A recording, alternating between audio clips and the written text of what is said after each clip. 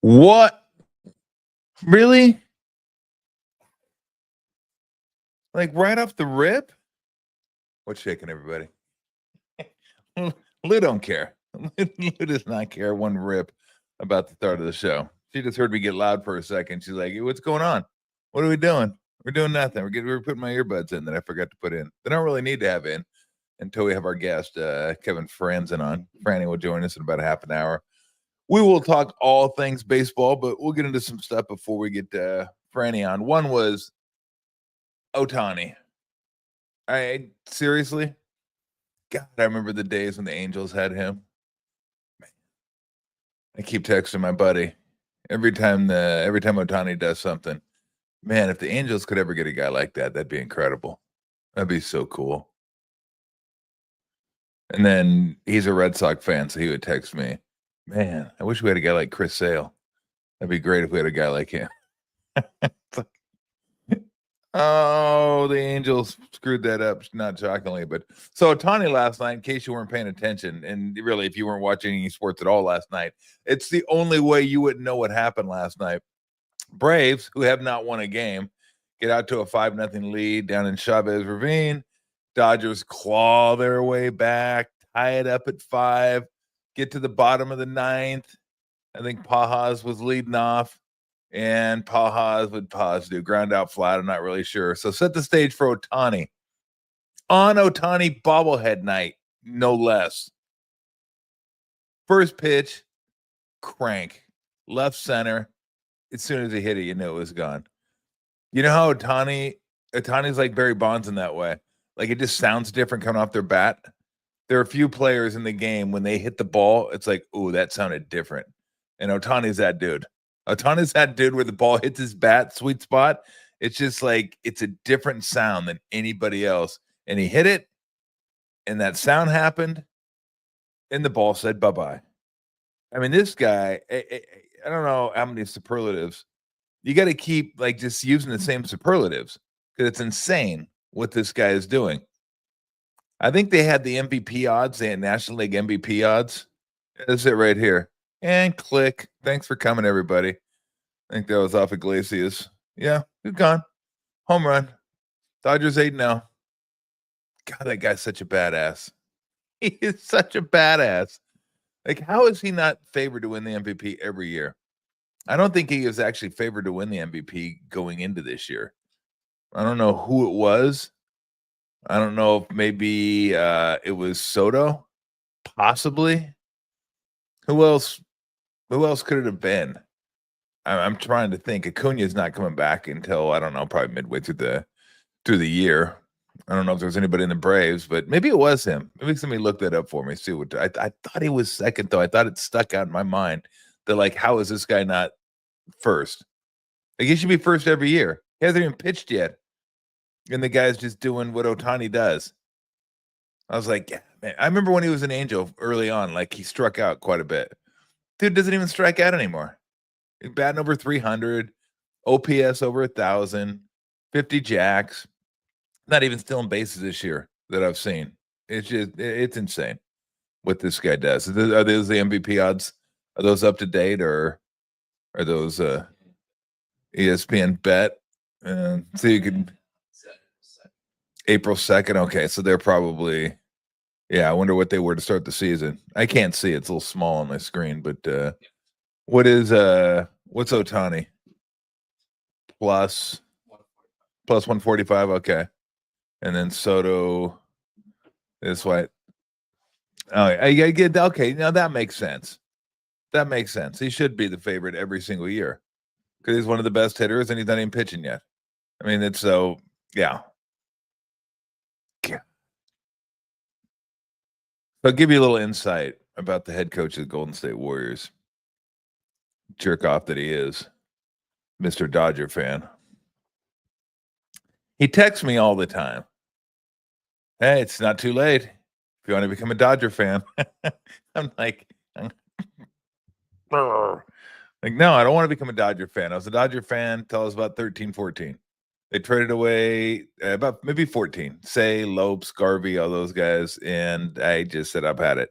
and Angel Stadium was easier to get to, and they had a good team, and I liked watching them play. I was a huge fan of Rod Carew, Brian Downing, the Hulk, the catcher.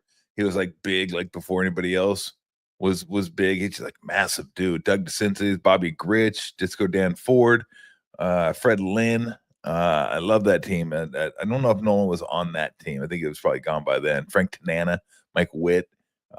So we used to go to all the Angel games, and not all of them, but we go to maybe 10 a year. Go down there, sit up in the upper deck, especially dollar hot dog night. Dollar hot dog night. Just go there and crush hot dogs for a buck. Get a soda and just mow hot dogs and sit up in the top deck. Love to go up there, and you'd bring about 100 all-star ballots with us and fill out the all-star ballots when we went to the games. So I was I've been an Angel fan ever since. So, but Steve grew up close to the Dodger Stadium, not that far. So he's a Dodger fan. And it's funny because I hate when people think, well, now you're in here, you should be like a Giant fan. Like, no, when you're a kid, you don't lose that stuff. I don't care if you're a coach, manager, whatever. I mean, it's not like Steve, who grew up a Laker fan like I did, is still a Laker fan. I mean, there's a line, right? Not like, yeah, I coach the Warriors, but man, I still like the Lakers. I like them a lot. If they win tonight, I wouldn't be that mad. I mean, obviously that doesn't happen. I mean, that'd be stupid. But other sports, you like your team that you grew up with. So, and I told him, I go, if you become a Giant fan, I'll lose respect for you. I go, you're a Dodger fan. Growing, not that he ever would, but he's a Dodger fan. So he's always needling me, always. Like, you want to be? Hey, come on over. Water's nice. Oh, look what the Dodgers did last night. It's gonna be a fun summer. Stuff like that. I'm just like, please, just leave me alone. So I texted him. I go, yeah. I go, Dodgers and Angels both in first. And then I looked, and they're half game out. It was fun while it lasted. Angels, by the way, you can't be a half game out when you don't lose a damn game, which the Dodgers haven't. Although neither have the Padres. Although the Giants have only lost one. And I was wrong on the D-backs yesterday. I said they were 2-3. They were 3-2. Now they're 4-2. Like, apparently nobody in that division can lose. They've lost 3 games other than the Rockies. And the Rockies are going to be bad. We know this. But the top 3 teams, or top 4 teams, they've lost 3 games between them. 3. And of course it's going to change, but I think that speaks to the depth. And if the Giants join that fray, because I don't think anybody's going to be shocked if the Dodgers went over 100. If the Padres were to win 90, that wouldn't be completely shocking. Everybody predicted the D-backs to be good this year. And then if the Giants were to jump into that mix, this division is going to be bonkers. It's going to be a lot of fun to watch these teams play each other, because I hated the unbalanced schedule where you played your division 19 times. I did. There's too many. Like, only the Dodgers was like fun to watch 19 times. Padres weren't, D-backs weren't. And who wants to play the Dodgers 19 times when they're this good? Like, I not me. I'm okay with playing them 12 times. But if everybody's good, it's going to be fun, because it's a fun little rivalry with the Padres. I never felt it with the D-backs just because it's Arizona. It's just, I don't know. But the Dodgers given, and the Padres feels like there's something there as well with the growing fan base. And, they got some guys on that team that can be a little mercurial. Tatis, Machado, stuff like that. So you need someone that you can kind of dig into, that you can really dislike on the other team. It just makes it more fun. And the Dodgers in that way are really hard. Who doesn't like Ohtani? It's like, what an asshole that Ohtani. Like, no, you just like, that guy seems like a really cool guy. I really like him on my team. Who dislikes Mookie Betts? Mookie Betts? How are you going to dislike Mookie Betts? How are you going to dislike Freddie Freeman? I mean, you're not. I mean, they're really the only guy you can dislike on that team is Max Muncy. He's easy to dislike, especially for Giant fans, because he got into it with Madison Bumgarner. But then again, who didn't get into it with Madison Bumgarner? Madison Bumgarner got into it with everybody. And look, as Giants fans, tell me this. You can't tell me with a straight face you hate Clayton Kershaw. That dude seems like a super cool dude. Like, you'd love to have that guy on your team. Like, you kidding me? Love to have Clayton Kershaw on the team. That guy's a stud. So they just seem like a bunch of good dudes. And then Dave Roberts, good dude. So it's not an easy team to hate. It used to be easy to hate because they had Tommy Lasorda. That was a given. He played it up like he loved playing the villain. So, but the point is, the whole division's going to be fun, and the rivalries will be fun, and the games will be fun if they all kind of stay in there. And right now, 3 losses between the top 4 teams of the NL West. And I'm not usually big for baseball like this time of year, like, oh, I got to watch this matchup.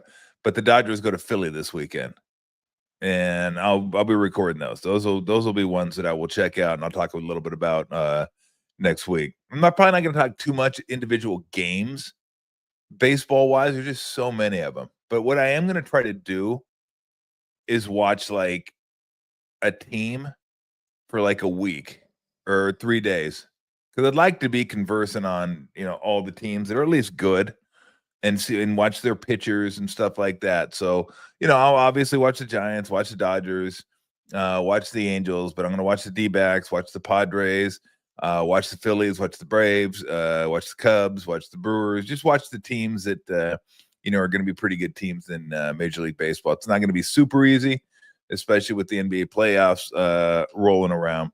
And speaking of NBA playoffs, big one tonight down at Staples or down at Crypto or whatever the hell they're calling it nowadays. I think it's Crypto. That whole crypto thing, like the whole crypto thing is funny because it like everybody was so passionate about it one way or the other. Like, and I always hated the red eye people. The red eye people that like pushing, oh, look what crypto's doing. Look what and I was always just like, fucking dude, look, go do your crypto. Go mine your crypto. Leave me alone. Okay. Stop trying to push it on everybody. You make it seem like a Ponzi scheme. Like you're trying to get more people to buy it. So your price goes, just go do your own thing. Okay. Have fun. It's doing great right now. It's like 80, 90K right now. So it's been fantastic. Took a dip there for a while. Now it's back up, whatever. I don't do it. I don't hate people that do it. Just stop. Seem like a preacher. Don't tell me I need to go to church on Sunday. Okay. I'm not going to church on Sunday. I got football. And I'm betting, so I'm not going to church. Okay, I'm not going to pray for a winner. Oh, let me hit this 3-team parlay. Not going to happen. I'm going to be sitting at home watching it. But yeah, the whole crypto thing was wild. So you get the red eyes, and everybody's kind of like, and then remember the Matt Damon commercial.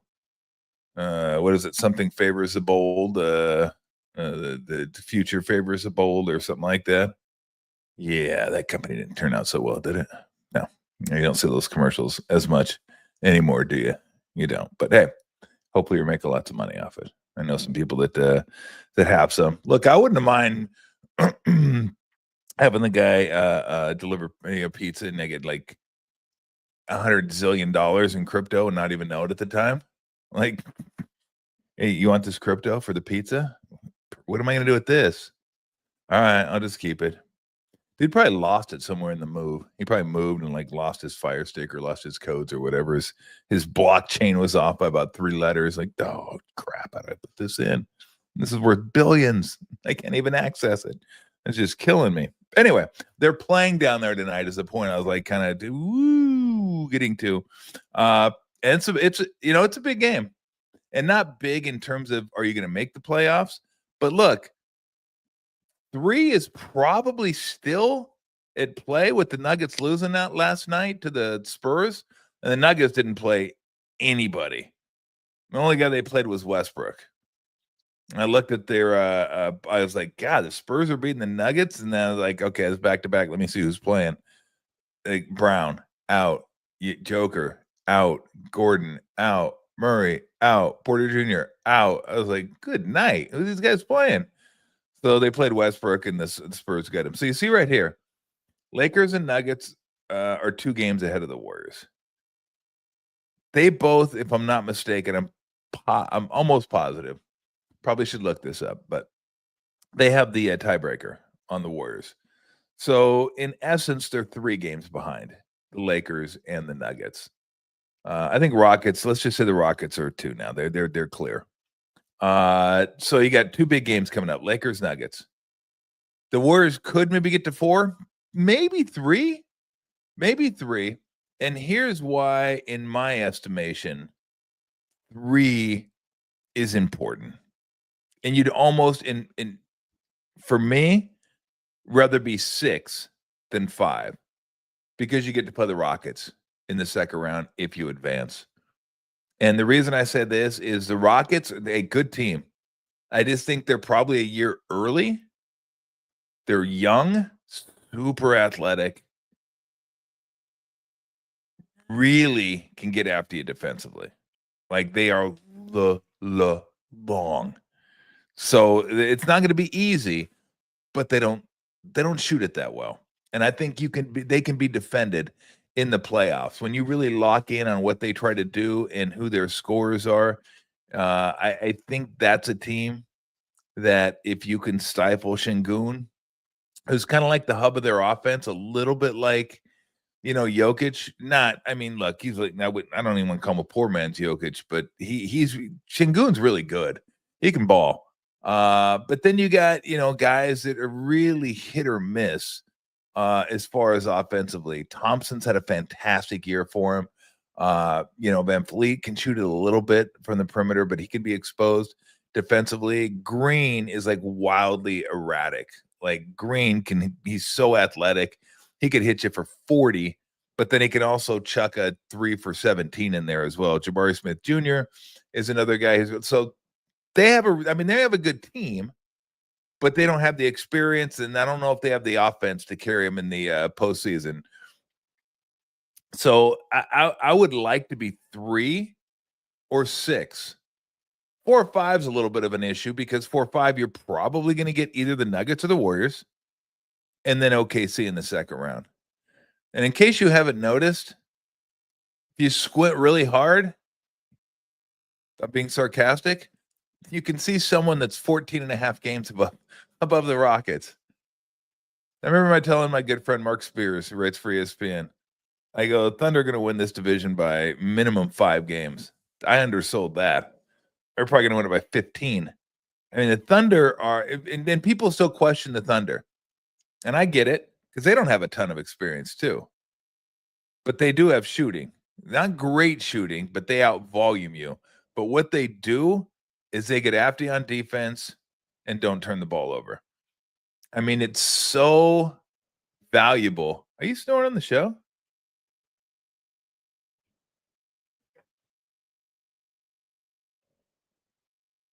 I mean, seriously. All right, you go ahead and sleep. They lead the league in forced turnovers, and they commit the fewest turnovers. That's like 5 shots a game they're getting, 5 extra shots a game that they're getting, which is just, I can't tell you how valuable that is. If you hit 2 of those shots, one of them's a 3, one of them's a 2, that's 5 extra points that their team doesn't get just by not turning the ball over. So OKC, trust me, OKC is really good, and I think they're going to go to the finals. I think they're the best team, clearly the best team. But could the Lakers beat them? Yeah. Could the Warriors beat them? Yeah. Could the Nuggets beat them? Yeah. Could the Clippers beat them? Yeah. Look at the way the Clippers are playing since Kawhi Leonard started balling. Kawhi Leonard's back, baby. Kawhi Leonard, now for how long? Who knows? Anybody, your guess is as good as mine. I have no idea how long Kawhi's going to be around. But while he's playing like this, they're a threat because Harden can still get after it. Powell has had a hell of a year for them. Zubats, he's kind of been the untold story with the Clippers this year. He's been really, really good in the pivot. I like him a lot. So if they're playing, that's a really good team.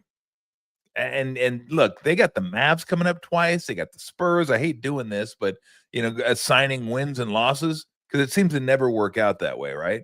Who would have assigned a loss to the Nuggets last night against the Spurs? Nobody. But that kind of stuff happens. But they're going to be favored in the next 3 games. They could easily sneak into that 6th spot and kick somebody out. Timberwolves are right there. You see it. Grizzlies, Clippers, Timberwolves are all right there. Now, what you need to know there is Warriors have the tiebreaker on the Wolves and the Grizzlies. Clippers have the tiebreaker on the Warriors. And they play the Warriors the last game of the season. So if somehow the Clippers find themselves a game up on the Warriors last game of the season, they won't need it. Because even if they lose, they're going to win the tiebreaker. And so a lot of maneuvering going on. But tonight's game, it should be a lot of fun. Lakers coming off a road trip where they stole one in Indianapolis. As a tip in on a Luka miss. LeBron tipped it in. And then one of the most insane losses you will ever see in Chicago, where the Bulls scored 9 points in 12 seconds. Yeah, 9 points in 12 seconds. How's that possible, you may ask? Well, they scored a 3, right? Lakers inbound it. LeBron throws it away. I mean, look, LeBron's great, but that was a brutal pass, a horrible pass. Get another 3. They go up, or they tie the game because they're down 6. Then Austin Reeves comes down, scores like a little runner, like from 5 feet, banks it in. You're like, oh, Lakers, so lucky. How'd they get away with this? And then Giddey pops a half quarter. It's like, oh, man. Talk about a mule kick to the nuts. I mean, that was a rough one. And that came right after. I think that was a back-to-back after they beat the Pacers the night before on the tip-in. So, but we have Franny joining us. Franny doesn't want to hear about. Well, no, Franny does want to hear about the Warriors and Lakers because Franny is a huge Golden State Warrior fan. In fact, he went to the game last year when they were playing in Philadelphia. A good friend of mine, color analyst for the Washington Nationals, and local hero Kevin Frandsen. Franny, what's up? Which local are we talking about here? Well, I don't know what area code you grew up in. Well, if it's in like the household, sure, yeah, like that's about the hero I'm going to be. But well, I wasn't going to go that big. I was going to go a certain bedroom or a certain like kitchen, like a room. Dude, maybe go be a bathroom on that one. That'll be all right. What's up, dude? How you been, brother? Well, a little tired today. We got the Nats were in Toronto. Dude, you broke it though. Did you go see? Dude, I broke your bat. Dude, that was like the one I broke the bat. It's all right. I did one of those. I was so sad. No, you weren't. I was so No, you weren't. No, you weren't. You know, I was. I was like, I mean, hey, it's still. And I got the box too, by the way. That's awesome. Yeah, that was one of the. That's one of the cooler. That's probably one of the cooler things that had happened to me in my career. Getting a bobblehead, as random as can be, you know, but for a minor league team, and they did a pretty damn good job on that one. No, it's nice. I loved it. Who are you playing for? That was the Iron Pigs. Oh, it is the Iron Pigs. Iron Pigs have a sweet logo. I think I have an Iron Pigs t-shirt. It's awesome. Yeah. You know what's crazy is that like around little leagues and stuff. I mean, the Iron Pigs are one of the teams that now like has latched on to everybody. And then for even better now is like one of my best friends from San Jose State, Anthony Contreras, is the manager there. Is that Lou? That is Lou. Lou is in the house. Lou. Yeah. What questions you got? Yeah. No, Lou only has one question. When's lunch? When's lunch? Eat. Oh, that too. That too. She'll be going out. She'll be going out a little later, but yeah, I mean, she's not all that into the pod. She's just like, yo, what time is it? No, we're doing it early though, so I should be okay. Yesterday we actually had Lou in here, and then the bunny came in because I left the screen door open. What kind of bunny? It's a Dutch rabbit. You know, what is ours? Is a lion. We have a lion. Bear, and they're like two. You know, she's brown and white, or gray and white, black and white. The ones you see in the cage, you're like, I feel so bad for these rabbits. They're just in this cage. So I let the bunny out every day in the backyard to run around for like 5-6 hours. She can do her own thing, dig her little rabbit warrens that I got to go to the Encinal nursery, buy sod so I can fill those things in. I'm like, you're killing me, bunny. You're absolutely killing me. But I left the door open because the cats like to go in and out. Right. The bunny usually doesn't come in. The bunny came in, so I looked over my shoulder yesterday, and there was a bunny hopping around the carpet. I'm like, what are we doing here? So the cat was up, Pip was up here, Lou's on my lap. We got the bunny in here. It was like Funny Farm. I was like, where's Chevy Chase? So we got Maze, who's our 8-year-old lab, Willie Mays. We got Dusty Baker. We got a little mini labradoodle, and we have Hazel. She's a whatever Lions rabbit, whatever you call it.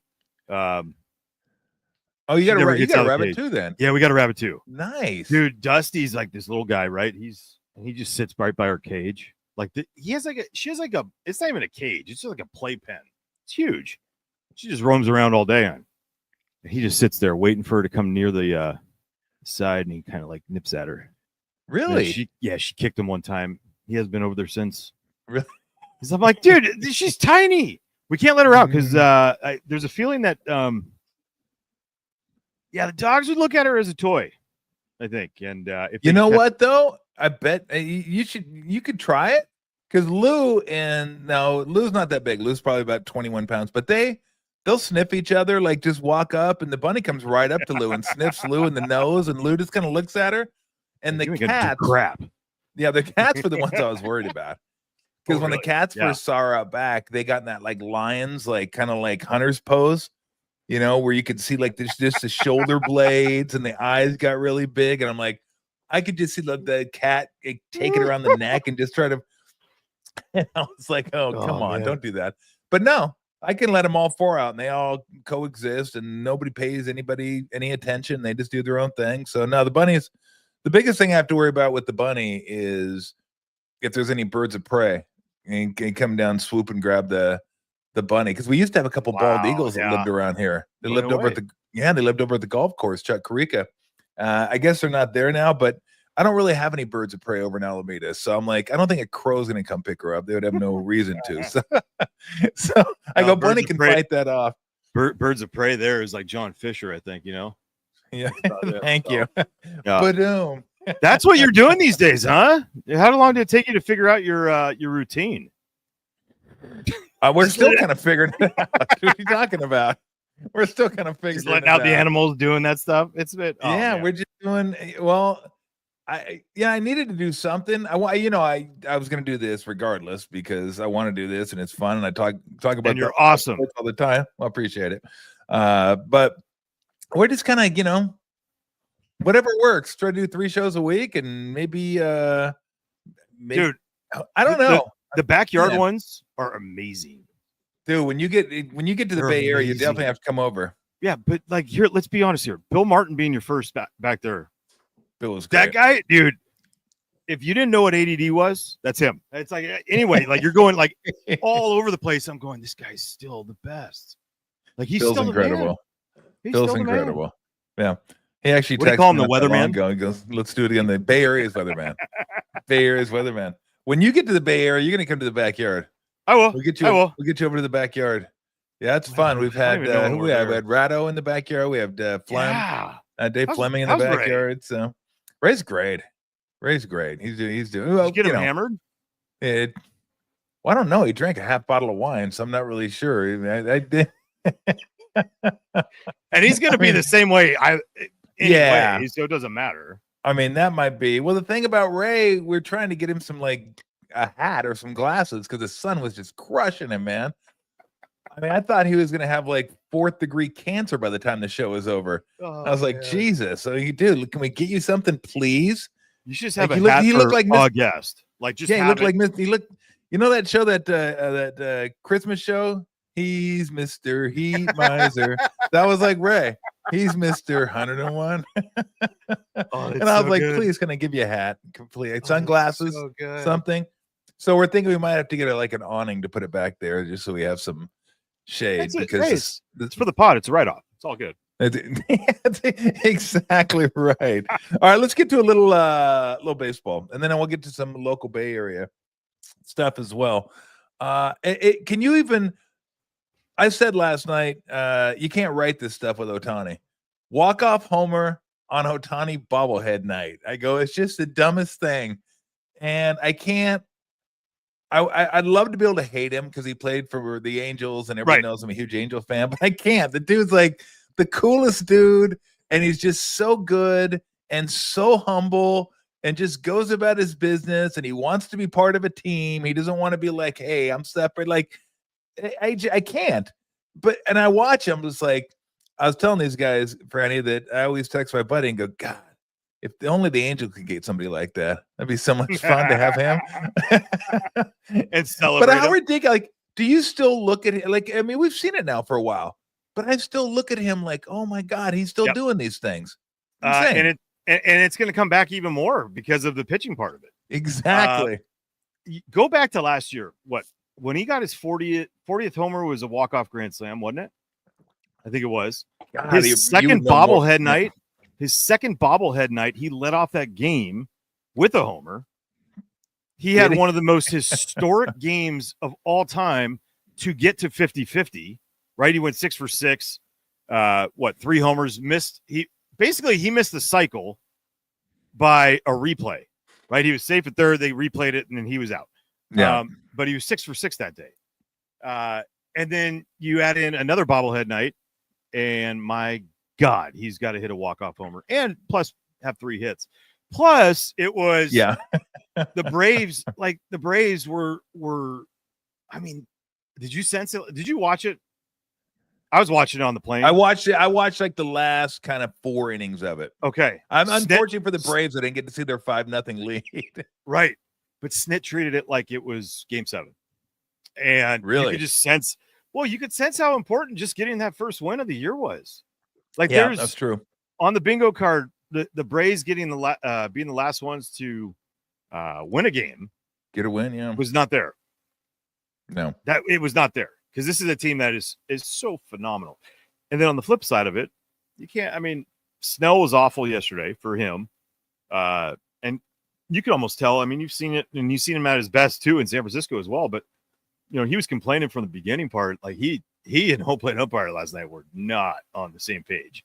And so you thought he was going to get away. Their defense was awful, and then it's how good that lineup is. And right now, without Freddie Freeman, you're going, okay, and why are you guys doing this? Yeah. How are you guys doing this? Yeah. Oh, it's because you got Mookie and you got Freddie and you got another Max Muncy in there, because we got to say another Max Muncy in there, because that stuff is wild, by the way, with the A's Max Muncy and did you know that him and the other Max Muncy, the LA Max Muncy, have the same birthday? No, I didn't know that. Yeah. Did they really? It's weird. Yeah, it's really weird. But anyway, to the point of the Dodgers being 8-0 is crazy. The fact that the Padres are 7-0, the Giants are playing really good. What, they're 5-1, 6-1. Yep. They're playing phenomenal baseball. 3 losses in the top 4 teams in the NOS. And then there's the Rockies. Anyway, but I mean, like, that's the beauty of Ohtani, is that we haven't seen it. And everyone talked about, Babe Ruth for so long and all this stuff. It's like, Babe Ruth was not this. He is not this. No, I can't. No. So I wanted to ask you this, because we played with Barry Bonds. Yep. You play with Mike Trout. You're around Bryce Harper. And played with Bryce. That's right. Judge, you've seen, but I said this yesterday that, or maybe I said it earlier today. I don't know when I say stuff. That could be a problem at some point, but I think I did. I said it a half an hour ago. At some point, it was there. It's there. It's on. It's on the Google. There. It's in there. It's on the Google. That Ohtani, when he hits the ball, it makes a different sound than anybody.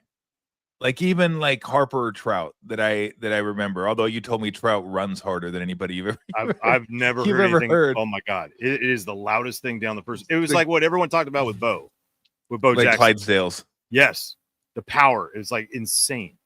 Does Ohtani's ball make a different sound than anybody?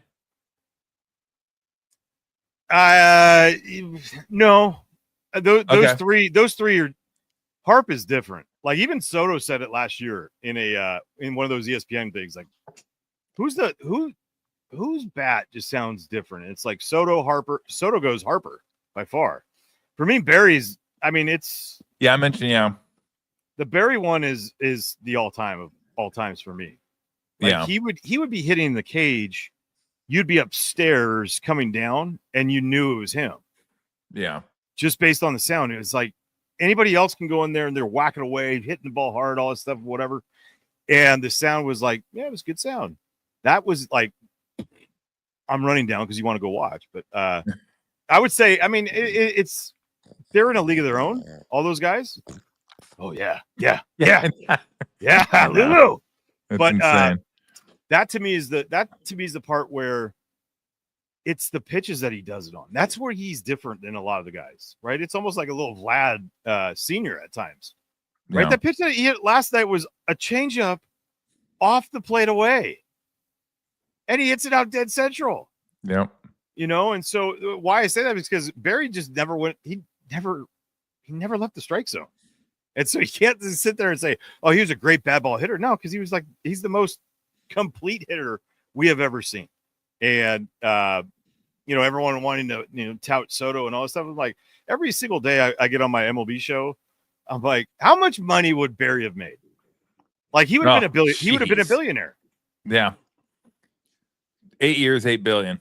Oh, but I mean, it's like, that's the stuff is like, appreciate this time because of, who we have, who we're able to see as fans. I mean, I think see, Lulu agrees with that. Like, yeah. Appreciate this time. I mean, it's awesome. I didn't really need her commenting. Like, but you do though. She's got good. She's not. Now she's mad at you. She's like looking at the over.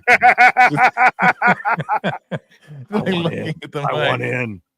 Here's the thing that separates Ohtani from just about everybody we talked about, though.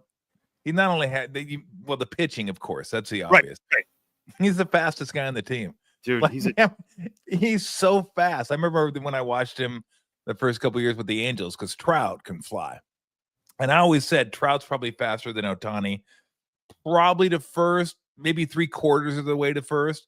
But then as soon as you get there and the strides start taking over, I go, Ohtani can fly. And he's 6'4". Like, he's a big receiver. People underestimated that, like how great an athlete this guy is. I mean, it doesn't stop. It just does not stop with him. You're like, yeah, but what about this? No, got it. But no, got that too. Got everything. Like, you want a complete ball player that does everything? I mean, I guess, look, I had this argument last year, Franny, and I was like, who's a better ball player, Ohtani or Willie Mays? And the reason I chose Willie Mays is because Mays is one of the greatest center fielders, if not the greatest center fielder of all time. And then Ohtani can pitch. All right. So I'm like, okay, what do you weigh more? I go, they both hit for average. They both hit for power. They both could fly. So do you weigh pitching more than being a great center fielder?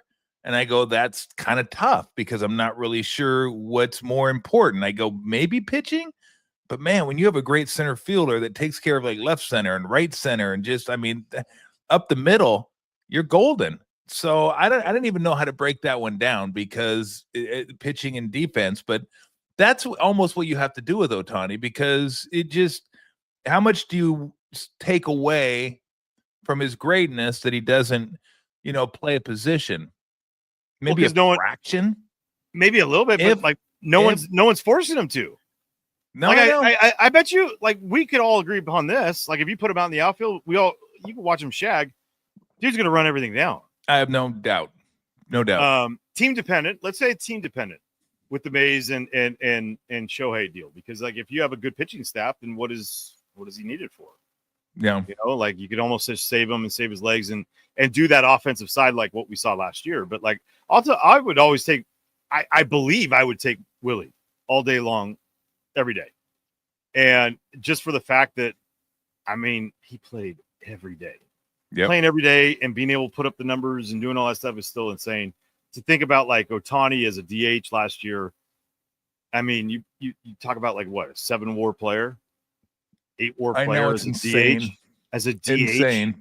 Where a lot of these guys are getting those extra numbers by the defense. Mm-hmm. Like, it's mind-boggling. So it's a hard one. It's almost impossible to put that comparison. So then I'd just say team related. Like, if you had a team that needed pitching, then I'll take Ohtani. If you had a team that had the pitching, I'm going to take Willie. And if you had a team that had both, I don't know. I'm going to say you're going to take Willie because you have a dog named after him. That's exactly right. So I think we know where you're going on that. Yep. On that one. It's right there too. Yeah, I know. Are you? There it is. Oh yeah. Who's all the baseballs? Who they signed by?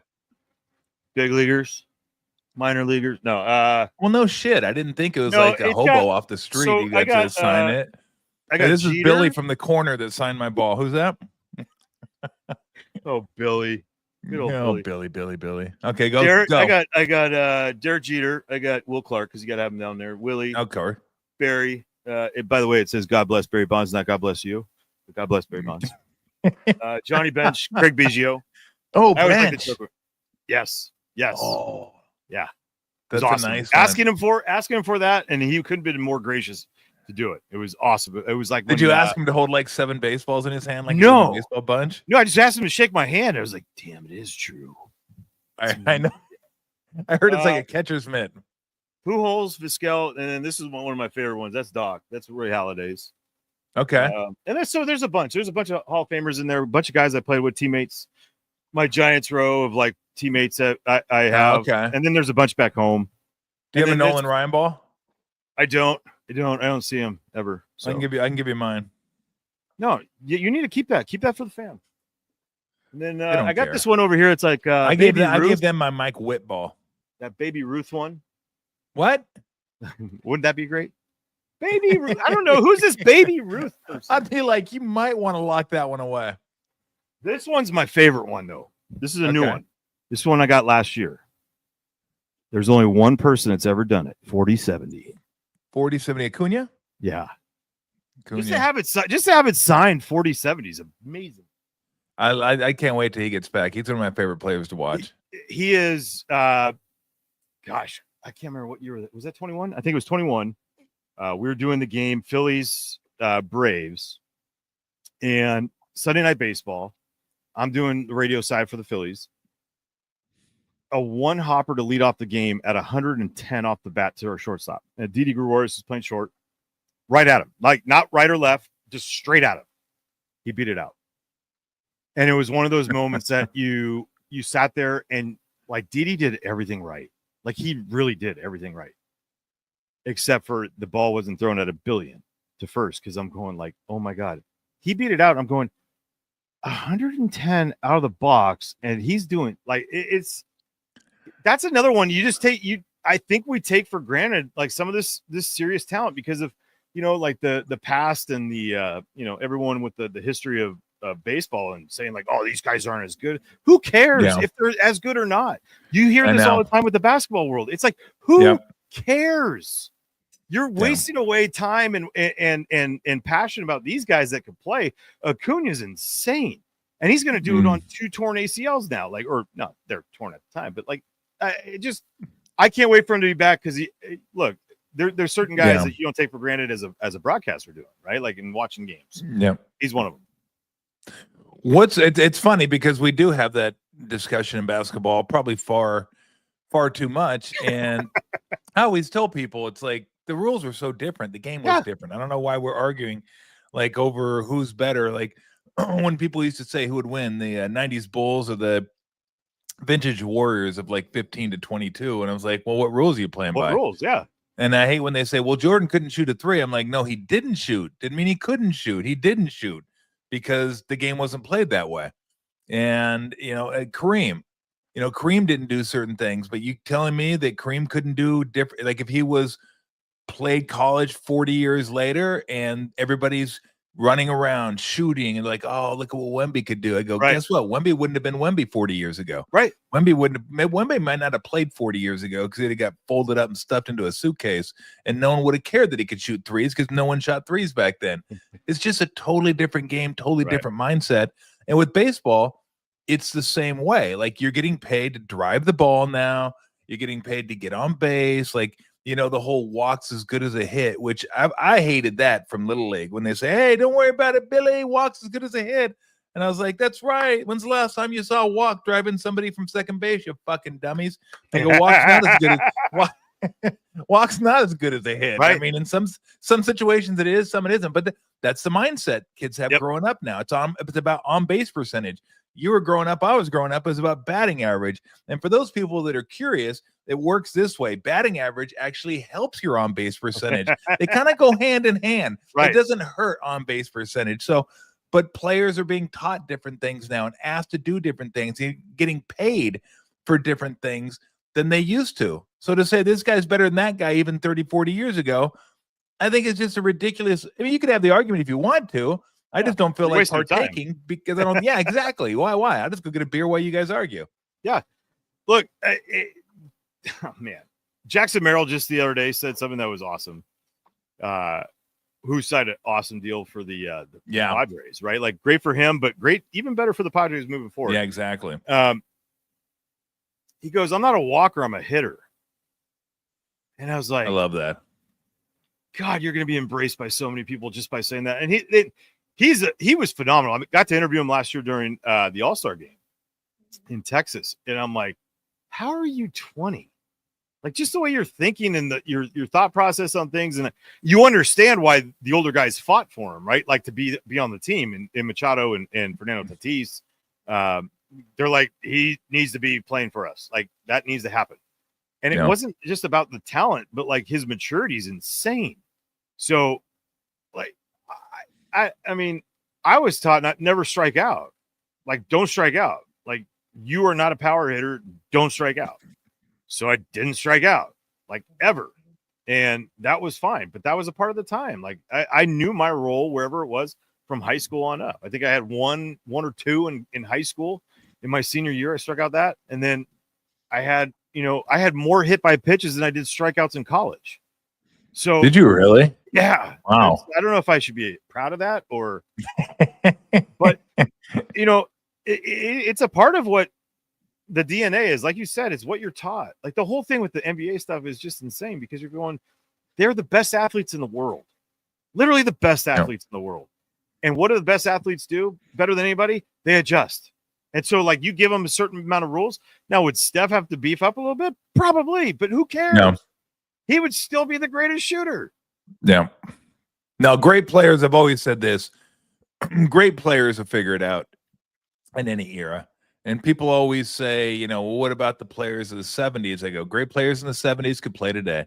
Great players could play, period. I don't care. Period. If they're from the 30s, 40s, 50s, 60s, if they're great, you will figure it out because they're just different than most people. They go about their, and I always hated the argument too, Franny, that, so-and-so player, if you put him back in the 60s, would kill the NBA players of the 60s. I'm like, well, yeah, no shit. I go, look at all the training he has. Right. Look at all the dietary knowledge he has. Look at all the sleep knowledge he has. I go, but you can't take him from this era and put him in the 60s and expect he would know all that. He wouldn't know all that. Right. He wouldn't know how to train. He wouldn't be working out 12 months a year because he'd have to have a job like everybody else to pay the bills. He wouldn't know what to eat, when to eat, how to eat. He wouldn't know about sleeping 8 hours, 9 hours a day. He wouldn't know about icing the joints or the heat and all that stim. I go, you can't do that. And conversely, you can't take somebody from the 60s and put them here and expect they wouldn't know those things that they didn't know back then. So that's why I say to have that argument is just it's ridiculous because we could have this argument 50 years from now going, oh, this guy couldn't play in 2022 or it's just dumb is what it is. No, I mean, look, most of those guys they're smoking a dart in between, games or at halftime. I mean, like, come on, what are you doing? Exactly. So let me ask you a little bit about some of the rule changes that I'm assuming. I shouldn't assume anything, but please tell me you're against assume all you want. Okay, the golden batter. Awful. Thank you. Awful. I can't imagine anybody's going to say, yeah, I like that one. No, it's just stupid. Like, look, part of the game is especially for baseball more than any other game. The randomness of it makes the beauty of it, right? So, like the randomness of who's hitting in the ninth, and oh my god, this sucks. Like, I could walk off a game, and no one gives a crap who I am in the moment, but they're going to be elated afterwards, and it's going to be almost even more elation because you're like, oh, he's a no one, and he walked us off. You know what I mean? Like that's the beauty of our sport. So the gold batter, it could GFY. No, I agree. I agree with you. Is there one thing you would change? Second base rule. Second base rule. I miss being taught how to clear a runner, and Lenny Staccato in San Jose, right after I got drafted, or like, the year after I got drafted. I mean, he and Gary Davenport were chucking sunflower seed buckets at me, trying to learn that. Last weekend, opening weekend, we had Phillies and Nats, and Kyle Schwarber slid so hard in the second base. It was awesome. And he took out our second baseman. And everyone's like looking around like, oh my God. I was like, this is beautiful. Guy completed the play. I'm like, that's the beauty of the play at second.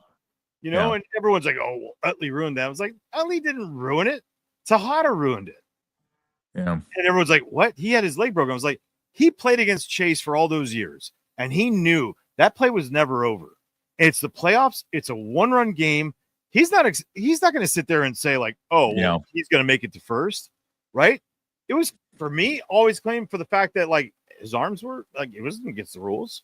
Just unfortunate guy broke his leg. So play at second base is the one I miss more than anything, because I think it is the one that defines the second baseman and their athleticism and being able to get away and avoid that contact. And I agree. I think far too often we take one isolated incident and decide, oh man, how many more people could get hurt if we don't change this? Like, what happened once?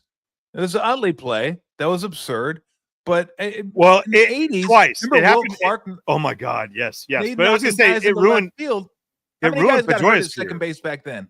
Ooh, that missed like a year because of that. I mean, Hal McRae just McRae the barrel. That was a little excessive. It was, but that was a part of the time. Right, so to your point earlier, that was it. Like no one was against it, but that's how they police themselves. They just go out and he gets smoked the next time. Exactly. So exactly, I miss that play. I miss Frontier Justice, Franny. I think the players do a much better job of policing the game than the umpires ever could. Yeah, I agree. I'm not gonna. Yeah. I just don't think the players have. I don't think the players have. I don't think the players have enough in them now to do that. I think you're right, because there's a lot more to be lost for these guys. Yep. You know, like one, God, who was it a couple years ago? Drawing the blank on it. Pitcher for the Royals drilled Tim Anderson right in the ass. Right. Dan Quisenberry? No. This wasn't even like 5 years ago. 6 years ago. Kubi Tuesday? Drilled him right in the ass, and he got a 10-game suspension. Got kicked out of the game. Really? Yeah. It was right after Tim Anderson hit a homer and flipped his bat towards his dugout on the third base side. Like did the big poppy, but he's not big poppy. And the next time he came up, guy first pitch, boom, smoked him right in the ass. I'm like, dude, that was one of the best things ever. Because it just showed like this guy had control. He knew the moment, and he got his point across. One pitch, not even near his head. There was going to be nothing done from it. Yeah. You know, and I think everyone understood in that moment, but he got thrown out of the game. He got a 10-game suspension, and it's like, oh my God. So there's that line that we have crossed as far as policing it on the other side of it, where the suspensions happen. And I understand it too. You know, guys are letting it eat a little bit more, and at the head, that's the one where, look, in Japan, you get hit in the head, you're thrown out of the game. And not the batter, but the pitcher. And I think that would be a rule I would love, for the fact that maybe we could take away the automatic ejection. Maybe we can, you know. I'd be down with that. Like it's funny because I argue with people, because I think players are more apt to say, let's go the Frontier Justice route. Like it could end poorly. And occasionally it does. Right. Like it's not always going to be perfect, but people that understand the sport understand there are ways of doing things without, you know, I won't say hurting people, because there's always that risk. If you're going to throw high and tight, then when you throw a little higher and tighter than you meant to, you could actually hurt somebody really bad. I get that. But you look at the history of baseball, it doesn't happen that often. The play at second, guys didn't get hurt that often. Guys at the plate, before the Cousins Posey one, guys didn't get, guys weren't knocked out of the game for like 3 months very often. Now the concussion thing was a big deal, but most of that, or a lot of that, was foul tips taken to the dome, before they had the new helmet, stuff like that. So I just think sometimes we get overreactive with stuff. Like in basketball, it seems like every time somebody gets a hard foul, you got to go to the monitor and we got to go. If it's a fucking we got a flagrant one on this one. Over excessive hooking. I was like, what are we on the streets here? Yeah, it's absurd. Thank you.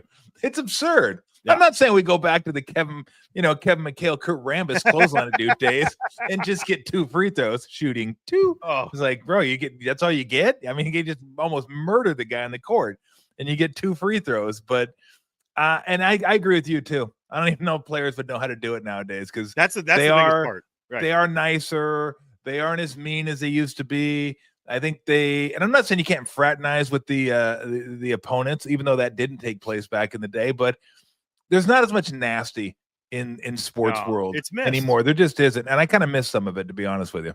I had this conversation with Buck Martinez yesterday. Shout out Buck Martinez. Phenomenal hair, by the way. That guy's awesome. Phenomenal. Any hair is phenomenal hair for him. So good point. Very good point. But I asked him, I was like, hey, who's your rival now? Like, knowing that there's not, right, with Toronto. But I'm like, who would you consider? Mhm. No one. He goes, they just don't hate each other. You know, they don't come up hating each other. I'm like, this is my point. So Buck being, you know, from Sacramento, and I'm like, you're a Giants fan. He goes, hell yes. We had one family member that was a Dodger fan. That didn't go well for him. I was like, that's awesome. I would imagine that.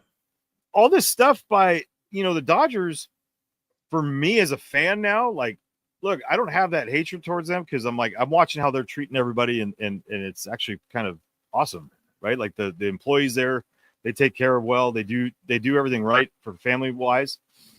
But if you flip it and you go the player side, you're going, where's that hate towards them? The fact that the Padres and Dodgers are talked about as the rivalry pisses me off. I know. It's a bunch of crap. It is fan influence as much as possible. Well, guess who's showing up all the time? It's been the Padre fan. It's been the Dodger fan. And until we get that back, I mean, like that to me is the one thing that pisses me off in this game right now is that there's lack of rivalries. You know, Cubs and Cardinals, they don't do much anymore. Red Sox and Yankees, when's the last time they had a dust up? Right? Like 04. You know, you're going back to that time where, you know, A-Rod and Veritek are just going at it at home plate. Yeah. But other than that, like, it pisses me off that the Giants players don't have that hatred towards the Dodgers. And you can say that about every team in every league, right? There's no true rivalry in our game. And I think the game misses that. That's why last year the Dodgers and Yankees were great, but they didn't hate each other. It would have been even better. Yeah. No, I think you need a little nasty in sports, no doubt about it. Give me your thoughts on the Dubs heading down toward the playoff stretch. Look a little bit different with Jimmy Butler on the team. I can't get over, like, because I had this conversation with you a long time ago. Yeah, that was a long time ago with KD, and I'm like, I got hammered over there at KNBR for saying it. I was like, why are we getting mad at losses right now? Like, and everyone's like, what? I'm like, we're watching Kevin Durant, Steph Curry, and Clay with Draymond. How can you just not sit there and just enjoy? Whether it's a loss and you got, you know, you have people on there saying, see, I told you the Warriors were not that good. And all this stuff. It's like, shut up. Like, they're the effing best. And it's the same thing right now. Is like, we get to watch Steph and Jimmy Butler together. Steph, Jimmy Butler, and Draymond together. And you have a lot of guys that I like. GB2 to me, my God, when he's healthy, that dude plays it's like if you were to say, you know, back in the day, like, watch someone defend, you know, I don't think anyone says watch that guy defend, but watch that guy defend. Yeah. It's amazing. He's smaller than everybody, but he's kicking everyone's ass. So I'm excited to see what, you know, this finish could be for them. Because I do think when you get into that playoffs and it's a wild card, man, like, you have Steph. He's the Joker of it all, right? You don't know what you're gonna get it, but you just don't know when it's gonna go nuclear on you. So I'm just, look, for the Bay Area, I think it's awesome. Number one, number two, and you got the Sharks and Macklin Celebrini. He's good. Kid's a beast. He's good. Will Smith's starting to come on, dude, too, the last couple of months. Yeah. It's unbelievable. And then Eklund. I didn't know that Eklund would be this good. They got like a really nice young core. Yep. And so, I mean, again, I love the fact that, you know, Mike Grier does this, right? And there's, you know, coming from Doug Wilson, and you understand the breakdown of this whole thing. And, you know, Evander Kane's ruined it all. We all get that whole thing, which is fact. But bringing back that old blood and bringing back that infusion of, like, the you know, the Thorntons, and keeping them there, and, you know, Macklin, basically doing the Sidney Crosby, Mario Lemieux thing, living with them, with Chloe being back and helping out and doing stuff. You have so much of that old guard that had the pride and passion of the San Jose Sharks. It's you're starting to feel it again. No doubt about it. All right, let me ask you a few. Well, real quick, because I wanted to ask you a couple questions to wrap it up. But give me your You have thumbnail questions? sketch on the Giants. I do. I don't know. I think I do. They're in my head. I didn't write them down, so we're gonna find out if I remember. If I remember. I remember one time working with you. You brought out like a piece of paper and it had like 10 words on it, and I'm like, "What'd you do?" I just had to write down like 10 stats. That's it. It's like, that's fun. You never used the computer for your entire time at KMBR. It was in front of you the whole time. I don't think you ever used it. Every once in a while, I might pop on, see what's going on. But it had nothing to do about the show. You just wanted to check out something in the break, so it was all good. That's true. That's true. Well, I will tell you this. So here's what I learned early on, and I don't know that I couldn't pull it off in baseball, but because there's just so many stats that you got to have and all color coded and this and that, and it's easy to pull it up. I used to write down all kinds of stuff on a sheet of paper for basketball games, stats and this and that and this and that and this. And what I found out was that I'd always remember the stuff that really resonated with me. I didn't have to look down on the sheet of paper to talk about this because I didn't want to get too caught up in the numbers. I just wanted to, if something happened that made me recall something. And what I found out was if I wrote it down, I didn't even need to bring it with me because by writing it down, it would almost imprint itself on my brain.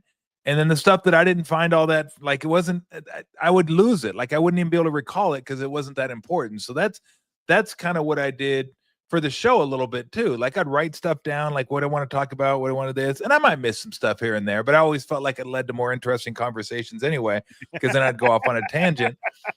But I always felt like if you write it down, you remember what you need to remember. Right. Because I think sometimes too many analysts get caught up into this is a really cool stat. I'm going to get it into the broadcast somehow. Even if it kind of doesn't fit, it's a really cool, neat thing that I want to throw in there. I'm like, let the game speak to you. The game's going to tell you what you need to talk about, and then you just go from there. So anyhow, I'm gonna send you my game card, because there's a lot of crap on there, but I do it just to, like I have it there. And by looking at it, it's stuff. And by the way, I don't fill in one thing. I've created a document thing that on Excel that shoots out the numbers for me. So it's really not resonating with me that well. But anyway, the whole thing that comes back to it is,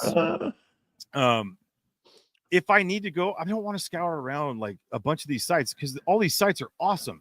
Fangraphs, Baseball Reference, Baseball Savant. They do just a hell of a job, but it's like it's a lot. And so I have all the stuff I need on there. I could go to if I need to. And it only makes sense to me. That's the beauty of scoring. That's the beauty of your card. And for me, that's my card. No doubt. All right. Thumbnail sketch on the Giants. Pretty damn good. Number one, they left side. So they got like, I think I told you this. Willie Adames to me is like one of my favorites. Really? Oh, I love him. Love him.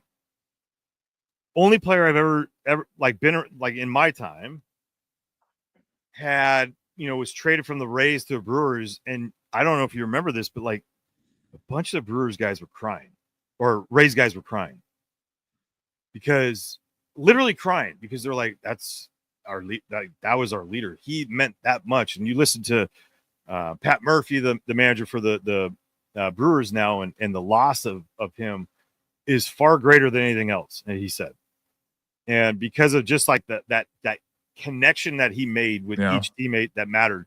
And so you bring him along and you put him next to Matt Chapman, I think was tremendous. Now I still think it was light. If they would have gotten Corbin Burns, it would have been an insane offseason. Just with getting two of those guys, adding, Jung-Woo Lee back, I think was huge this year with the, coming back from injury. Robbie Ray is, I played with him again, in 15 in Reno. And I was like, I rode that guy. He was so in his own world. I was like, you got to grab beers. You got to be doing stuff. Like, let's go. So he hates me probably still to this day, but I think I taught him a thing or two. But he is so up and down that the moment you get there, you're going, all right, can he be consistent? If he's consistent, he's gross. Fantastic. Absolutely fantastic. Verb, we don't know what it's going to be like. Great start, initially, but that's what it's going to be. I worry about the depth of this division wearing on them. You know what I mean? Yeah. Like, it has nothing Yep. to do with like, are they talented or not? They're It's they're going to be a damn good grinder. team. It's going to be a grind. And it's like the three teams with them, you know, with the Dodgers and the Padres and the Diamondbacks. The reason why it's going to be a bigger grind than most is they're so damn athletic. Like all those teams. And those are teams that like wear on your mind on the baseball field because they can do so many different things. So, in a nutshell, I wouldn't be surprised if they're second in the division. I wouldn't be surprised if they're fourth because that's how good the division is. But it's one of those where it's going to be pitching dependent. If they can pitch, Yeah. the young guys can step up. If Roop can, have his day and Birdsong, whenever he gets his chance to start for him, does it, it's going to be good. Yeah. Well, when we get done with the show, I'm going to decode this thing you just sent me. No. And you're going to tell me exactly what it is. So I will say this: the middle lines separating the players is their career numbers. Okay, career numbers. Got it. Okay, that's about it. I'm gonna figure this out like hieroglyphics. All right, couple more questions. What's the one meal your mom cooked that when you knew she was cooking it, you could not wait to get to the dinner table to eat it? Ooh, there's a lot. Damn, she's a damn good cook. She still does it. Well, there's one I know that my brother and I hated, but because being teachers, it was the easiest one to do. And you're going the hate one. I was thinking no. You can love hate. I was going to ask that one too. Okay, so I'm going to go the hate one first, which was this this roasted chicken in cream of mushroom soup. It was awful, and then they pour the soup over the rice. Yes. Yeah. Let's see. I'll go the route of when she would barbecue. She barbecues the tri-tip. Unbelievable. It's her chicken with the like homemade barbecue sauce that I can't explain. It's just I knew it was home, and there's a lot of meals that she cooks that I'm like, damn, where'd you learn this? And she's like, I don't know. I saw it on the Instagram now. Stuff. But I think here's the other thing. All the stuff that Brussels sprouts and broccoli and all the stuff that we kind of hated. I don't think we would have hated back in the day because that shit tastes good now. Yeah, I know. But the way they do it now, the way they do it. Yep. Yeah. Well, just think about it, and you're just talking about it. I just thought about it because my mom would cook and she would get recipes. Like she had her little recipe box, right? And it's my grandma's recipe box that was passed down through generations. And I never even thought about this until we were talking about it. We just go on Instagram now. We go on Google. We go, okay, I want to cook jambalaya. There's 100 different recipes for jambalaya. I can get Gordon Ramsay. I can get Bobby Flay. I can get all these celebrity chefs. I can do that. Back then, you were just like, hey, bro, go to the store, grab some stuff and put it together. And good luck with it. And if you were lucky enough to have like an ingredients box, that who knows where that thing came from, because it came from my mom's mom, who probably got some from her mom, and so on and so forth. I mean, who knows? I probably could have been eating the same dinner Jesus was eating. I don't know who my great grandma was cooking for, but now it's just so easy. Could you tell who cooked? Like if you walked into the room, could you tell mom, dad cooked? Oh yeah, I could tell who was mom and dad because dad didn't cook, so I knew it was mom. so dad would do it. Dad would do it every once in a while, and like the portions that we had so different, dude. Oh really? Like, oh my god, our sandwiches that he would make for school. Like I didn't know that there was that much peanut butter and jelly in jars. Because it like did he go Cheesecake Factory portions? Oh, dude, it was amazing. It was amazing. I was like, what is this? I was like, oh, dad had it for sure. And there would always be Oreos, in our lunch when it was him, and a napkin. Mom never gave a napkin because mom never made it where it was like gonna be super sloppy. She was like, of all people, you will not spill on yourself with this. I know for a fact, so you'll be good. But when it came to like dinner portions, I was like, I knew when dad did it, I knew when mom did it. Let's just say that. Yeah, no, I knew what mom did it because mom did everything. I don't think dad ever, I don't know if he ever cooked. I don't think we had a barbecue. And look, my dad was not woke in this category. Love him, and R.I.P. I love the guy to death, but he grew up in Alabama, and it was the typical, the guy works, mom takes care of the Right. the chores and the cooking and the cleaning and all that kind of stuff. And you come home from work and you grab a beer, sit down, watch a game, and he's the one that, men take out the trash, men do the yard work, men do everything that around the house, which he was phenomenal at that. Something would break. My mom told me one time that there was and to be quite honest, if I'm being honest, my dad was cheap as hell too, so he wasn't going to pay somebody else to do something. It's like, I ain't paying $100 to get this done. Shit, I'm going to do it myself. So the washer, she said the washer had like a sound. He took the entire washer apart, and then she said there were parts everywhere on the floor, just like everywhere. Put it back together. It worked. Everything was good. And he looked and he went, shit. She goes, what? She goes, there's a part on the floor. I must have forgot to put this back in. I love it. I was like, and it still worked. He goes, yeah, Right. It still worked. I was like, well, good job. That was my dad always learned. R.I.P. to that man too. Miss that guy, but yeah, I miss my dad too. He is he was the handyman of them all. And yeah, I go, how do you? Remember asking about like, how the hell did you? He goes, I just watched. I was like, oh, so power of observation, nice. I'm like, you learn how to do electrical work just by watching? He's like, yeah, just watch people do it. How do you learn how to roof? Like he would like do roofing stuff in the in summer breaks after for school to get summer work. I don't know. I just watched, and then he and his buddy Rick just would go, and they had Roof Rat Industry became. But I mean, like it's stuff that we built things. He would do things that he built a batting cage in our backyard when we were younger, out of like extra stuff from school, some pipes that he had bought, but like he just did it all by hand. He built a feeder for it with a rotisserie motor and a block, and that would be the automatic feeder. Wow! Yeah. Oh yeah, it was awesome, and he had the timing on it too. So he only put points in certain spots. He's like, okay, because this would be going too fast on the whole thing. But I mean, man, I learned so much from that. Yes. Yeah. The moment it like 2 would slip through, you go, oh yeah, my bad. Sorry about that. Yeah, I wish my brother picked up those skills. I didn't pick up those skills. He was actually under the car one time in the garage, and he wanted me to hold the light for him. So I was holding the light for him down through the engine block, and he was under there doing something, and it took him forever. And he was down there just like messing with something. And because hey boy, hand me the 5 7/8. Hand me the this, hand me the that. And I would load and reach down there. And then finally one time he didn't ask for anything. He was just down there tinkering with something, and I got kind of bored. So I propped the light up on the engine, and I left. And he goes, hey boy, give me the 7 3/4. Hey boy.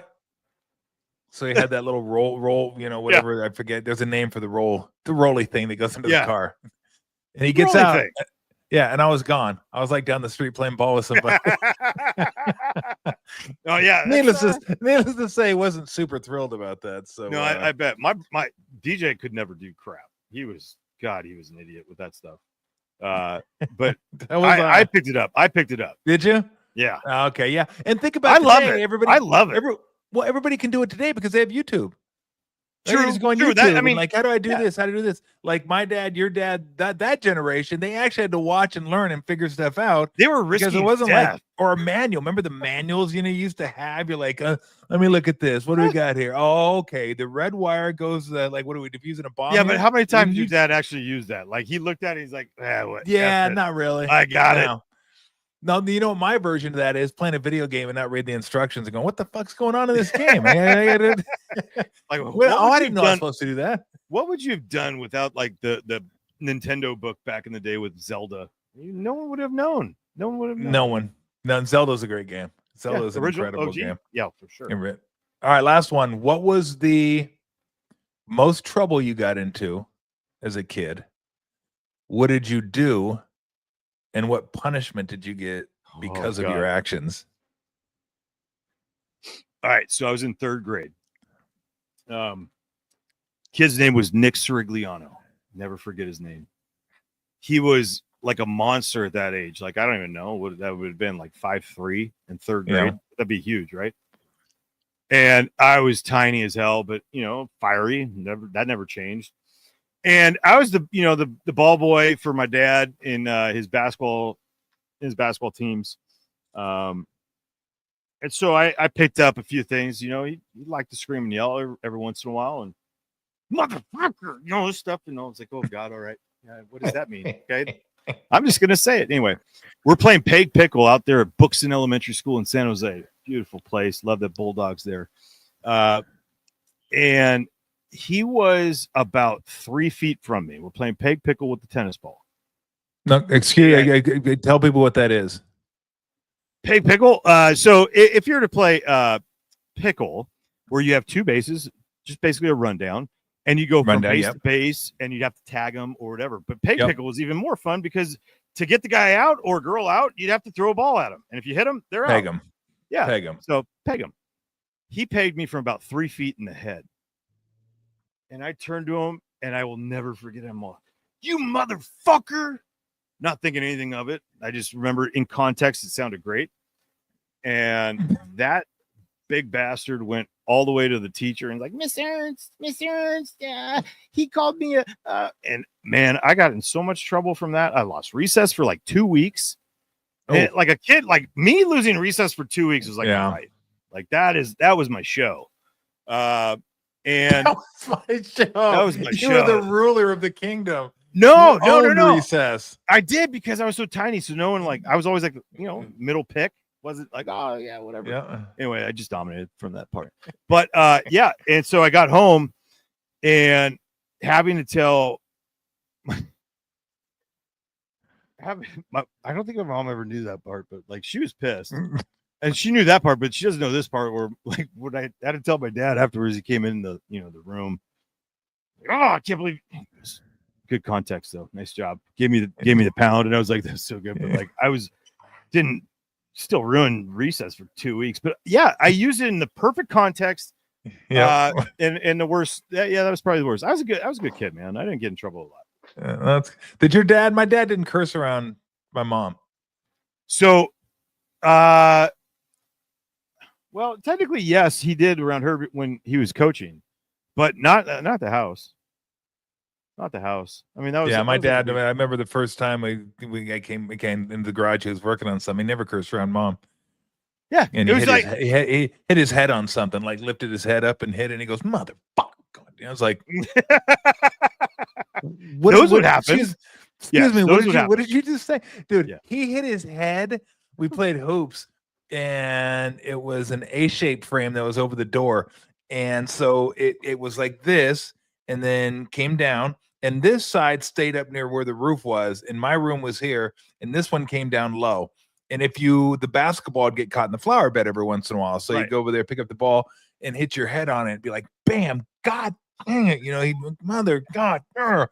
So one time we're out there playing ball, and the ball goes over there, and he goes over there to pick it up, and lifts up. And cracks his head on it. He goes, "Mother!" Opens the garage, grabs a saw, and just sawed the corner off right there. So he was like 4 inches. Chevy Chase. Yeah, he was in Christmas Vacation taking sawed it off. I was just standing there going, "Oh God!" Oh man, no, my dad was a big. He would do it. Yeah, clench the teeth type thing, on that one. Wouldn't really let it out, but everyone's like, "Oh, Dave was so nice." Dave couldn't hear all the time, so it was great. We were just talking about this the other night. It would have been his 73rd birthday the other day. And Amanda was like, "Do you remember when we were in DC? We were married. That it was our first year married, and we're at this place called the Bracket Room for the tournament. It happened to be called the Bracket Room. It was an awesome place, great sports bar." And she goes, "Do you remember when he sat there the entire time just nodding because it was so loud in there, and he had no clue. By the end of it, like, Dave, did you know what he said?" Yep, I had no idea. You just nodded that 2.5 hours you were there. I didn't hear one effing thing.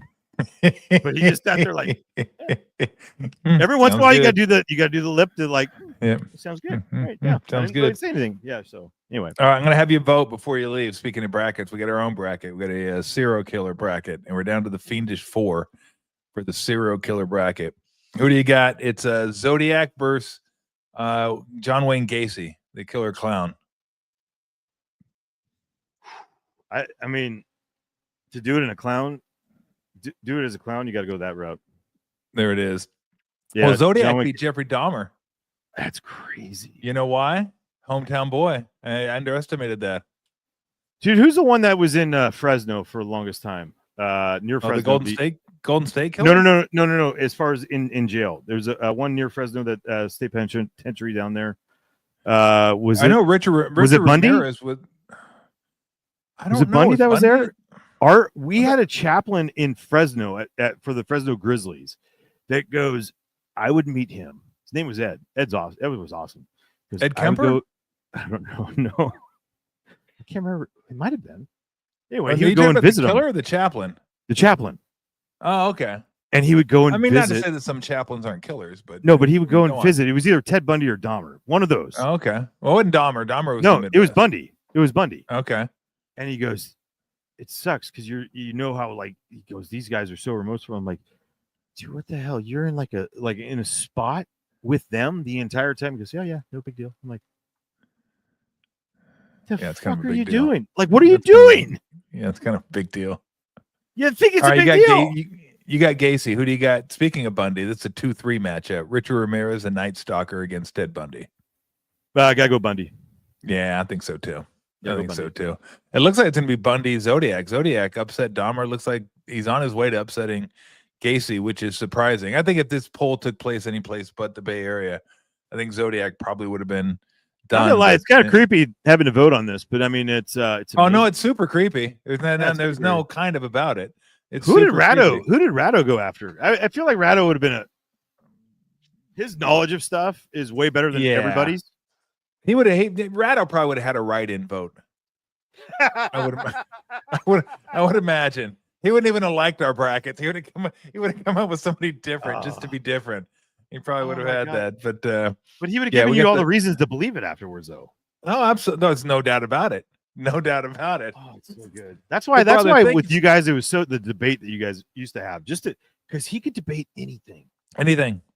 He was incredible. There it is right there. Bundy's up 68%. Oh, that's a runaway. And Zodiac, that's gonna be a 70%. good final.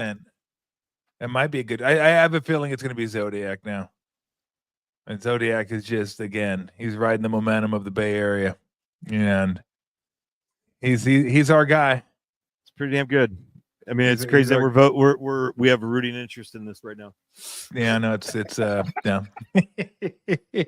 Hey, tell the family I said hi, brother. I will, dude. Thanks for having me. Let's do it again soon. And when you're in the Bay Area, let's get together. I'll have you over in the backyard. We'll have a couple cocktails. Speaking of cocktails, did you see the new Reno Aces hat? No. Did you see the new clam oysters for God? Did you see that one? No. It's not a really good logo. Let's just say that. No. Yeah. No, wait. I gotta get the Reno Aces. The Reno Aces is a cocktail. It's a come on. I swear, Chris Rose was wearing it yesterday. I was like, I gotta get one of those hats. It's like a full-on cocktail on the lid. It was awesome. Did it say Kino with it? Kino? No, it did not say Kino. I'm not sure. I'm not sure if it had the celery in the drink. Chesapeake. I'm gonna pop it up on the screen for you. Here it is. We have it. Okay, Max is gonna pop this thing up because I saw this hat. I was like, "Oh, damn that!" Because minor league baseball have the best lids. There it is. Oh, dude, there's your little cocktail. All right, I just texted you the Chesapeake oyster catchers. Oh, bro, right? Right? Come on, that's not right. I mean, it's like that's almost as bad as the. That's vulgar, is what that is. It's almost as bad as like the Major League Baseball hats with like the Rangers, and you saw that one with the Angels and the Rangers. Like, how did that get through? How does that? Who clears that? Seriously, who clears that one right there though? That's legit. And I like the color scheme too. I like the baby blue and the red. Yes. Yeah. And I like that you have it looks like the straw. You get the lime in the drink too, and everything. The little face. on the drink. It's like the little swizzle stick coming out of the drink's mouth, which is very cool. It's like a chalice of cocktail. I don't know what kind of cocktail. Hey, stupid question. Are you going to go up to SAC to watch any of the A's games? That is a stupid fucking question. I knew it was. The answer is no. I knew it was. Oh, by the way, that cocktail was holding a bat. That's what the straw was. Oh, I didn't even notice that. Yeah. No. And a little Dusty Baker. I'm not going. Well, you know what? Okay. I shouldn't say no for sure. Might be kind of a fun roadie, but I mean, I would say 99% no. I want to see how little Judge makes that place look. I would imagine pretty small. Dude, it's going to be awesome. I would imagine. The only way I would go up there is if, like, and this isn't going to happen, is if the Warriors had a playoff series against the Kings. Yeah, Kings. And they were playing there. Yeah. Kings ain't making it. And, I mean, the Kings are a little bit of a mess, and they wouldn't line up anyway. So, but if they did, yeah, I don't know that I'm going to, or maybe if I'm going to go to Tahoe, because I do go to Tahoe to golf, you know that every summer. I might go a maybe day early. Stop and go to you know what? Come to think about it, I might do that.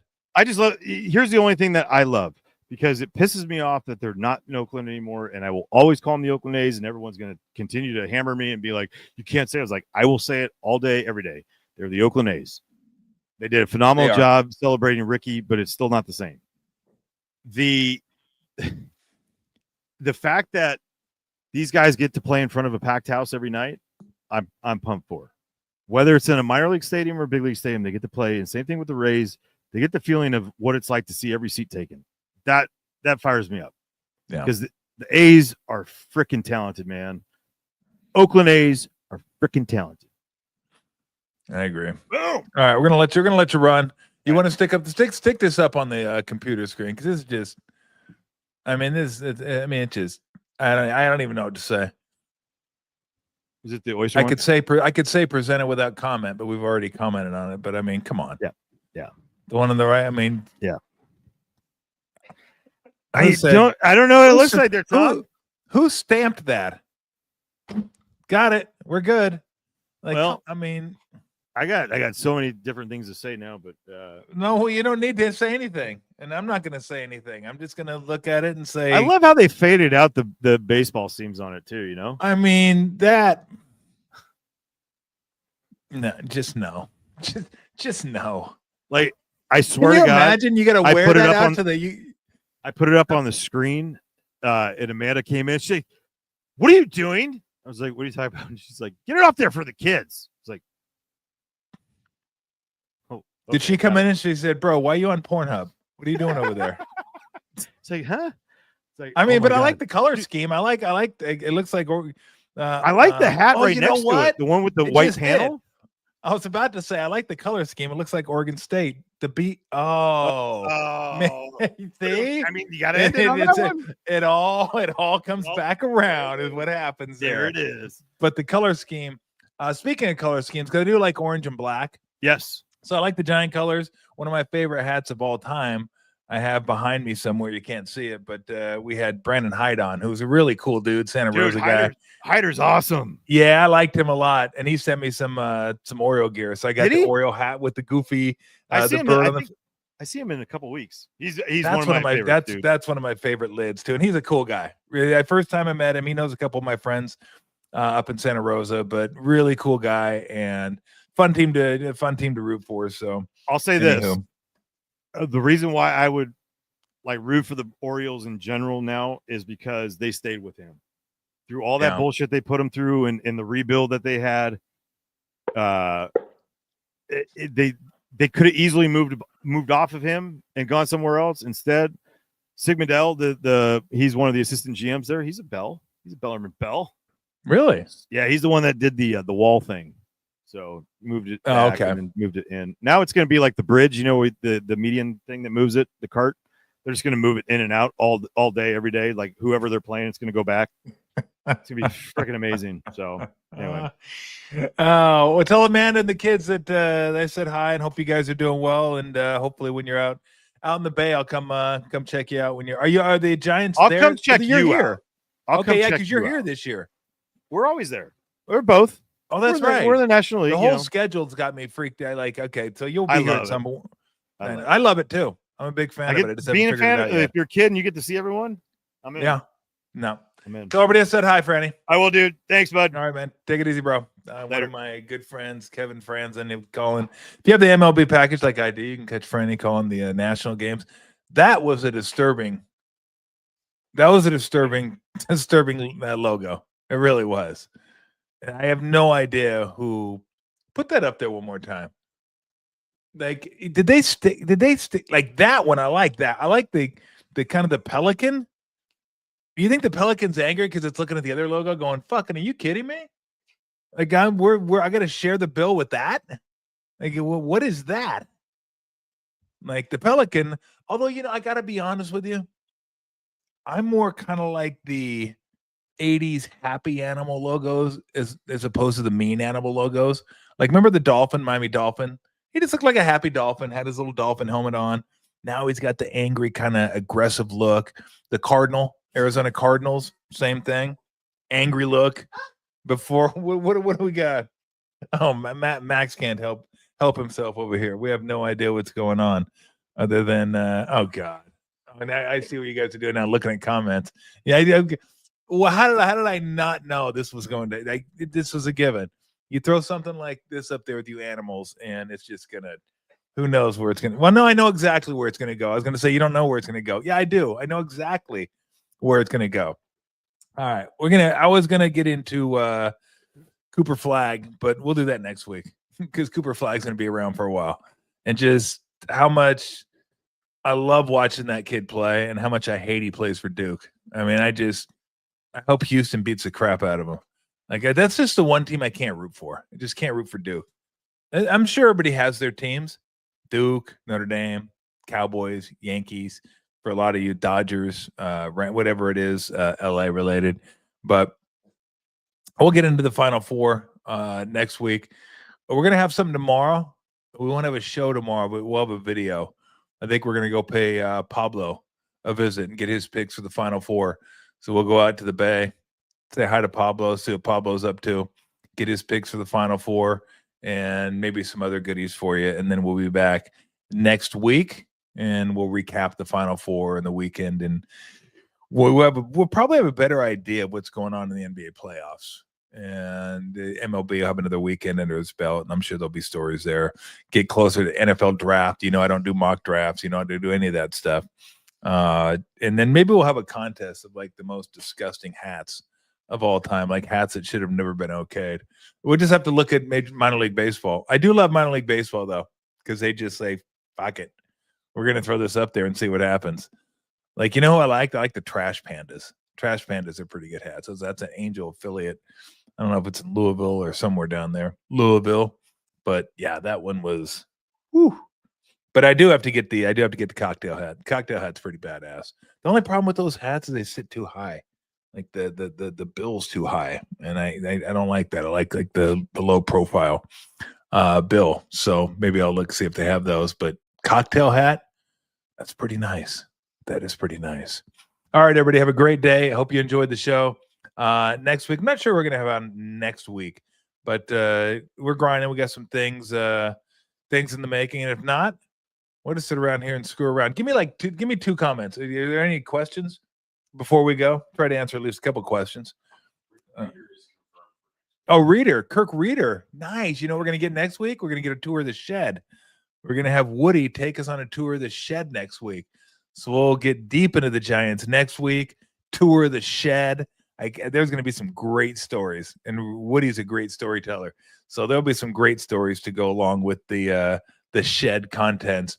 And one of these days, too, I might map out a Tolbert tour if we ever get to that point, and pop around the country and have people. Well, she's been a menace today. She's an absolute menace.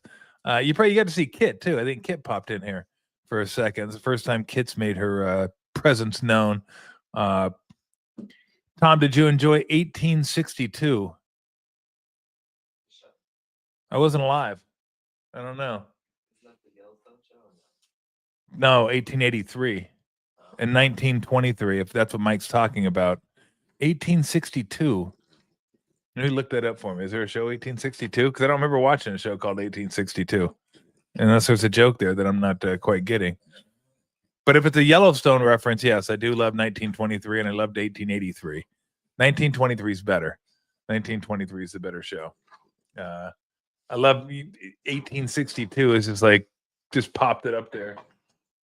We're coming up with nothing. Is there anything 1862? We got nothing for you. Yeah, 1883 is good. I like 1883. And I'm just starting to watch Broadchurch. My wife keeps telling me, you got to watch Broadchurch. You got to watch Broadchurch. You got to watch Broadchurch. I'm like, okay, I will. And then I never did. And I started it last night. It's really good. The Brits have like great shows. They really do. And they're only 6 episodes. Keep it nice and tidy, which I enjoy. 8's cool too, but 6 even better. So I did enjoy. I'm enjoying Broadchurch. Just finished Reacher, watching 1923 right now. Oh, Mobland is coming out with Tom Hardy, Pierce Brosnan, Helen Mirren. That looks good too. I'm definitely in for a mob movie with Tom Hardy. And so, is that all we got?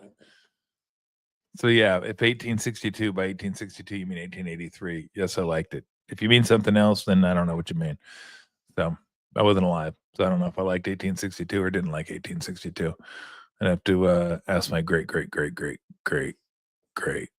whatever. We're devolving now. All right. Paulie's on right now, isn't he? Yeah, Paulie's on. You guys jump on over and check out Paulie's Particles. Oh, chicken parmesan. It's fucking incredible. You kidding me? Showed you guys a picture of it last night, didn't I? On Twitter. It was awesome. Yeah, it came out great. It's hard to screw that one up. So it's perfect for me. It's hard to screw it up. Takes a little time. Grab a beer, pump my music, and all you got to do is set up the stations. Flour, egg, breadcrumb. Flour, egg, breadcrumb. Flour, egg, breadcrumb. Flour, fry it. Boom. Marinara, cheese, more cheese, basil, oven. Boom. And I get to drink beer and listen to music. And so listened to a little Clash last night, listened to some Foo Fighters last night. So yeah, it was a good night. Good food. I was by myself, nobody in the house. So I got to just do my own thing in the kitchen, pump up the music as loud as I wanted to and cook. So yeah, it was a good night. So, all right, we're out of here. Unless we have anything else, which it doesn't look like we do. 5, 4,